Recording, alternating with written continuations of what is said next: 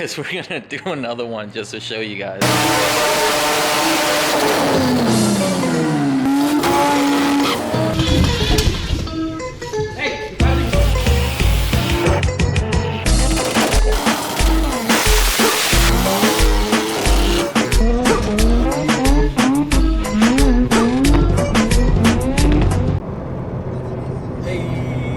Mochi's extra happy today.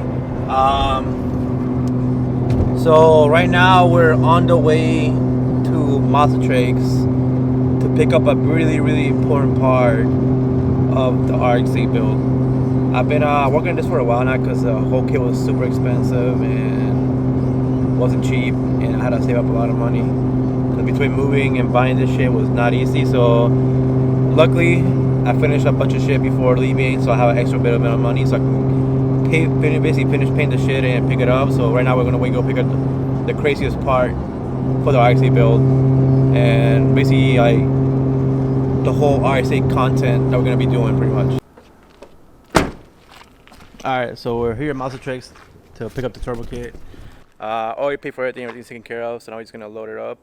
But I kind of want to give you some history in the kit because it was designed by Motorsports, and they had it on one of the race cars. So I want to give you a little like history of what the kit was made for, what it was doing, and basically after that we would let you know what me and Mike are actually gonna do with it. Did you look in your office? Because it seems to me that's what you do. Walking out of there saying. All right, Dave. So what's the history in this thing?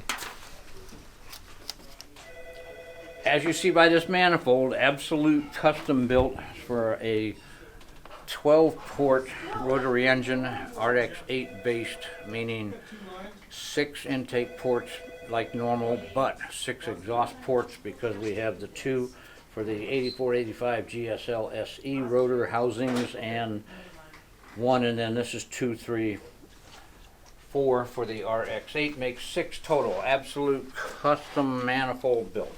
Now, John Vargas is buying this whole setup, and he swears he's going to put it on a motor he's going to build one day. We're all going to wait and see how that works. So how did this work when you put it together? Like, how much did you make? It was 436 at the wheels at 11 pounds of boost. No, I did not want to go any higher because I just wanted it to be 100% reliable, which it was. It was quite impressive. So reliable Renesis. Yes. So I heard you kind of like you mess with the numbers a little because you didn't want to show the actual part because it made too much, right? It made a little more for like the class you were gonna race in. No, that was 436 without the limit. The class had there was some weird class had a limit of, it was pounds per horsepower, and with the weight of the car we had to way detune the thing back to about 365, I think it was, which we just did a cool graph. It just went up and then we just dumped the boost and it just went absolute flat across. So that was a whole different ballgame. Here's the highly modified stock manifold. Took all the sleeves out. You close the SSV valve too. Yeah, closed all that. Yeah, the sleeves are in there, but they're all open. The ones down here are gone in the motor. You had the intake that you made too. Yes. Oh, yeah, that's a nice part. Very nice manifold. This, all welded up. I think I'm gonna change this to keep electronic throttle body though. You do Like put like a whatever GM throttle. you want, John. This one was a honking big throttle body that has one big hole in it. I think it's a 4-incher, and it works fine. You can do whatever you want. Now there's a TPS. You sure you don't want to just use? So you think I can make 600? One time.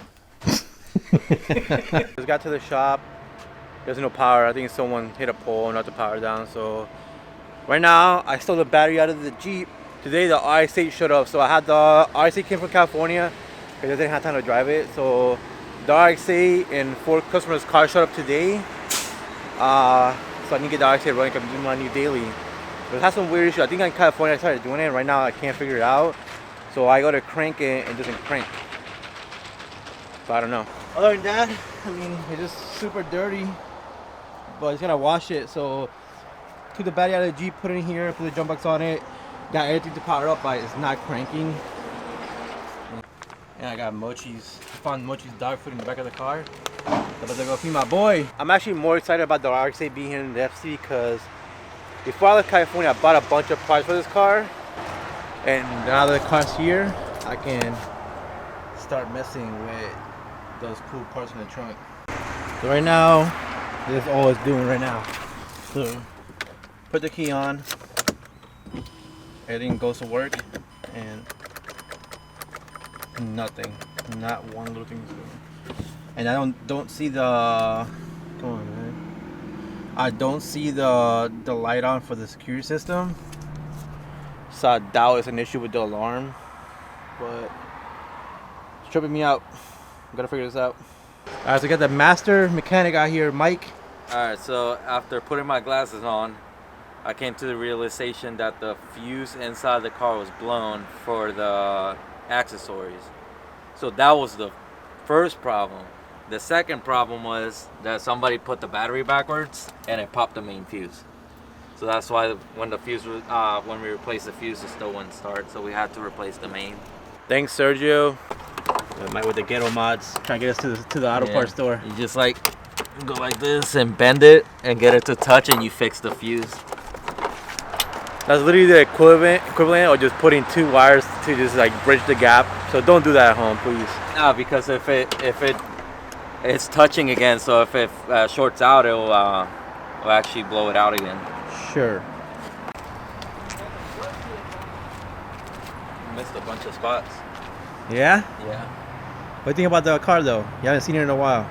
Looks like the same shitty car, just different wheels. You really didn't see what we were doing. I mean, you saw that shit, which we hear me out explain about. So you want to talk about this engine? Well, I mean, I've seen the setup. Yeah, we haven't seen it. Well, this engine, it's an RX-8 engine with RX-7 housings. Too bright. There we go. Right there. Too bright. You can see it already. Oh my god. So why are we doing that on this car? So the reason, one of the reasons the Renesis suck is because the exhaust has to make a turn and out, so it builds a lot of back pressure inside the engine. So you don't really see it on the outside, but it's like technically it's there on the inside. So what we do is we peripheral port it, which this is, we don't peripheral port it. This is what is called peripheral port exhaust. Porting exhaust, yeah. Yeah, this is what is like how the RX-7s come. So this restriction that they have from the exhaust already, we're getting rid of it with putting an RX-7 style housing on it. So the housings are modified to accept water seals, and technically 13B parts are interchangeable with each other, even 12A parts, except with the exception of the rotor and the housing. But 13B parts from the 90s, 80s, and 90s will fit on an RX-8 engine with slight modifications. So not the plates. This engine has half-inch studs because RX-8s are known to have weak casting right here in the front plate, not the rear. The rear one is the thick one. Yeah, the rear's thick, but it's almost like Mazda did it intentionally that the front one is thin right here, and turbo RX-8 engines crack right there. So the engine is pinned and studded to be able to take a high amount of power. Is it true that the S2s don't have an oil passage through there? Yeah, the S2s. So we're gonna put a solid one-piece dowel through there. Yeah.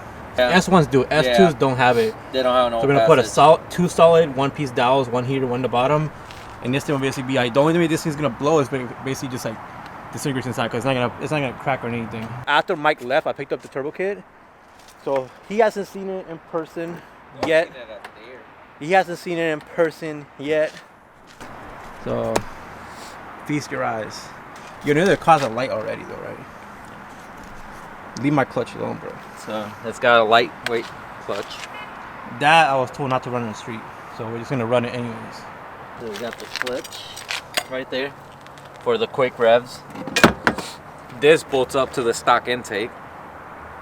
So I'm gonna change this part though. The top is plastic on the RX-8. This is for REW, but I'm gonna change it to a GM fly-by-wire throttle. So this is the downpipe with the recirculating wastegate pipe. Seems nice, huh? What do you call that wrap? I forgot what it's called. Isn't that Inconel wrap? Inconel wrap. Yeah. This is what was done by Allo Racing Covers. So there's a lot of companies using this stuff now, but this has been used for years and years. You see, everything's like deleted and Wired ported. shut, yeah. So, So everything's open. yeah, you basically get rid of all the valves for the airflow. So this right here, That's the it's money. the turbo manifold. That's the money right there. So damn, bro, watch that fucking paint. You saw how they did it? So because you have all this shit in the way, this is your new engine mount now. Got engine mounts, turbo manifold, fuel lines, fuel rails. Awesome. Ooh, nice. The harness is kind of shitty, so I didn't keep it. Not bad, right? It's a good buy. the other engine mount, Yo, it's gonna feel like shit. I think I'm probably gonna get like mounts made for that. Pro Gate What do you think, Mike? I don't know. Instead of running those solid I'll parts. just run that. You don't want it to move. And where's the turbo? Turbo's gone. I sold that shit. Oh, look, the baffle. You saw that shit? The baffle, the oil filler. You just threw it on the floor, but yeah. And then all the sick ass Incanoo heat shields. The reason why the turbo's not here is because I've actually sold it. Sold it to one of my friends because I don't want to run Turbonetics, so it's gonna get trying to get a G series turbo for it. So a G series Garrett, so we can actually make some power in this thing. Because the old Turbonetics was cool, but this is outdated technology, so we're gonna go with a G series Garrett and see if we can pump the numbers to 600 to the wheels on a Renesis engine. That's all I have. I didn't get the ECU because it was basically the same thing. It was an old outdated Haltech. It was a Haltech Platinum Sport, and I'm gonna run a newer style ECU on this car. So I'm gonna get a new turbo, new ECU, new fuel pump, and just get everything else just refreshened up and get this car going because I want to see 600 to the wheels on an RX-8 reliably, so you guys can actually quit talking shit about RX-8 being unreliable. So I'm gonna be the guy that changes that. So since I ain't going turbo with this car, I want to see the before and after. So right now we have the car up in the lift. We're gonna see what it makes stock. I mean, all I have done is pulleys, coil radiator, hoses.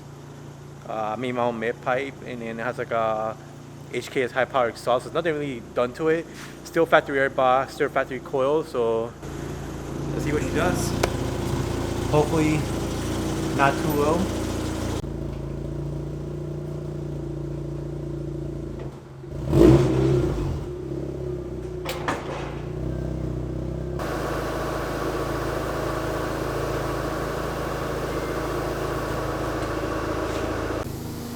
Alright, so problem number one. This thing is bottomed out on the dyno. So look down here. See right there? Thing's sitting on the dyno. The whole subframe.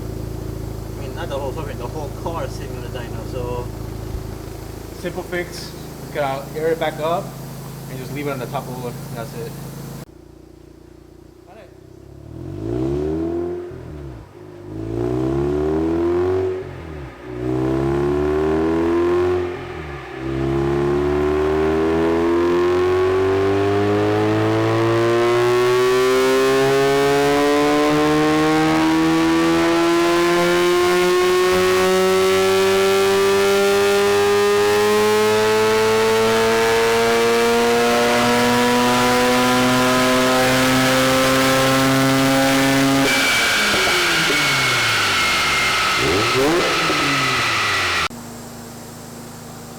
Yeah, that's trash, bro. RX-8 suck.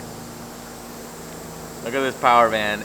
Mazda advertises like 240 to the crank, and it's just a complete lie. Dang, that 6-point when it kicked in though. Yeah, it kicked in, but it's still, you know, not good.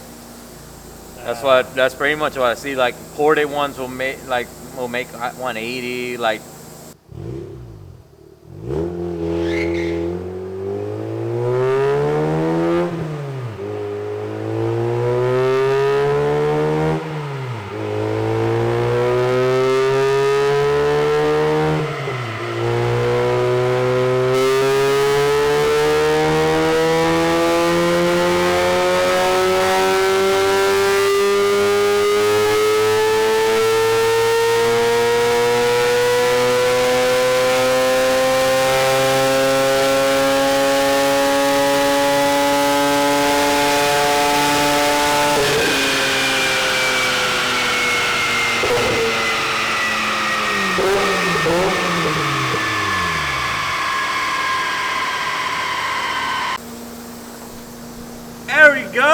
I just needed to warm up. It might. 20 horsepower because it was cold.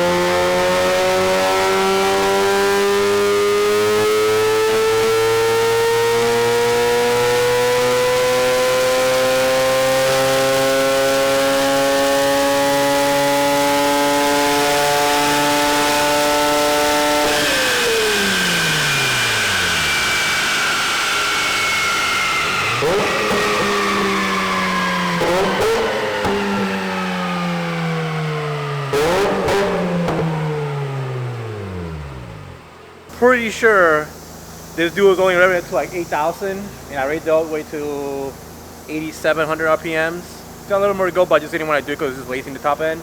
But 151 horsepower, 104 torque. This thing's gonna be a beast once it's actually done correctly, so cannot wait